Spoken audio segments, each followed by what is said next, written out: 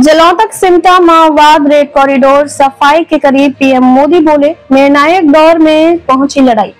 देश में दशकों से जारी माओवादी आतंकवाद के खिलाफ लड़ाई अब अपने निर्णायक दौर में पहुंच गई है। गृह मंत्रालय के ताजा आंकड़ों के मुताबिक 2014 में माओवादी आतंकवाद प्रभावित 182 जिलों की तुलना में अक्टूबर 2025 के केवल 11 जिलों तक इनका आतंक रह गया है। मंत्रालय ने उम्मीद जताई है कि 31 मार्च 2026 तक कुख्यात रेड कॉरिडोर भी इतिहास की बात हो जाए। देश में दशकों से जारी माओवादी आतंकवाद के खिलाफ लड़ाई अब अपने निर्णायक दौरे में पहुंच गई है। गृह मंत्रालय के ताजा आंकड़ों के मुताबिक 2014 में माओवादी आतंकवाद प्रभावित 182 जिलों की तुलना में अक्टूबर 2025 में केवल 11 जिलों तक इनका आतंक रह गया है। मंत्रालय ने उम्मीद जताई है कि 31 मार्च 2026 तक कुख्यात रेड कॉरिडोर भी इतिहास की बात हो जाएगी। बीते 5 दशकों से नक्सलवाद की मार झेल रहे तमाम जिलों और गांवों में अब पीएम मोदी के नेतृत्व में अभूतपूर्व विकास और प्रगति देखी जा रही है। इन जिलों को हिंसा नहीं, अब विकास के जरिए परिभाषित किया जा रहा है। गृह मंत्रालय के मुताबिक बीते 75 घंटों में 303 नक्सलेटर के आत्मसमर्पण किया है। हाल के वर्षों में ये काफी बड़ी संख्या है। बता दें कि शुक्रवार को पीएम नरेंद्र मोदी ने भी एक कार्यक्रम में कहा था कि वह दिन दूर नहीं जब देश पूरी तरह से नक्सलवाद से मुक्त हो जाएगा। इस बार इन इलाकों में माओवादी आतंकवाद से आजादी मिलने की खुशी में असल मायने में दिवाली का जश्न होगा।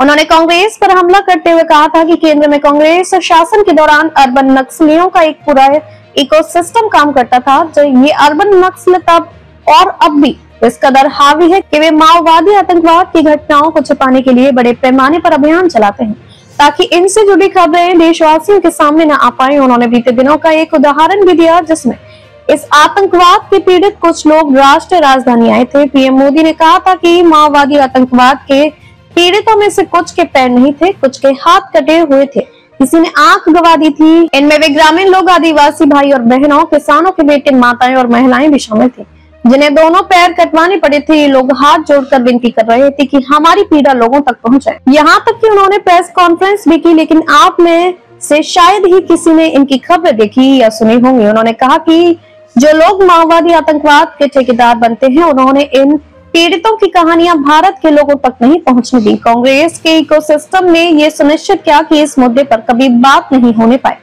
पीएम मोदी ने कहा कि ऐसा भी दौर था जब देश का लगभग हर राज्य नक्सलहसा और माओवादी आतंकवाद से प्रभावित था। उन्होंने कहा कि पूरे देश में संविधान लागू था, लेकिन रेड कॉरिडोर में ये पूरी तरह से गायब था।